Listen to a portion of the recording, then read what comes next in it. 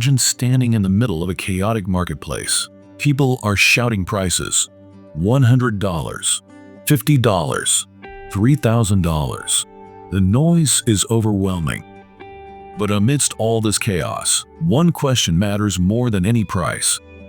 How many years of my life am I trading for this income? Most investors never ask this. They look at a number called the PE ratio, price to earnings, and treat it like a scorecard. Low number? Cheap. High number? Expensive. That's a mistake. To understand why, let's leave the stock market for a moment. Imagine a small coffee shop in your neighborhood.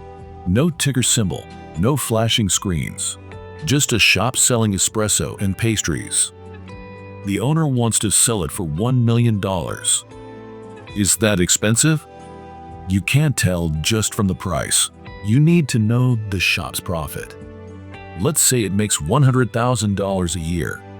Divide $1 million by $100,000 and you get 10. That's the PE ratio. Think of it as a payback period.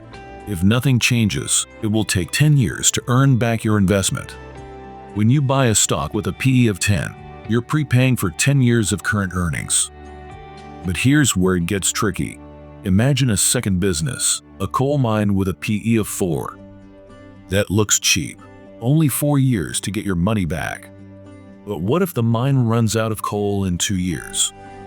Suddenly, a bargain is a trap. This is called a value trap. Low PE doesn't always mean cheap. It can mean the business is dying. Now let's bring in growth. Remember the coffee shop? Steady profits, PE of 10. Safe, boring cash. Now imagine a tech company with a PE of 30. 30 years to earn back your money. Sounds crazy. But what if its earnings grow 50% every year? Suddenly, that 30 years shrinks. Your payback period drops to just 6 or 7 years. Peter Lynch, legendary investor, explained this. A high PE is okay if the company is growing fast enough. Growth is like a time machine. It compresses decades of earnings into just a few years. The key lesson: price is what you pay, earnings are what you own. Whether it's a coffee shop, a coal mine, or a tech company, you're exchanging money today for future cash. Before you buy, ask yourself, how many years am I paying for? Will the company's growth make those years worth it?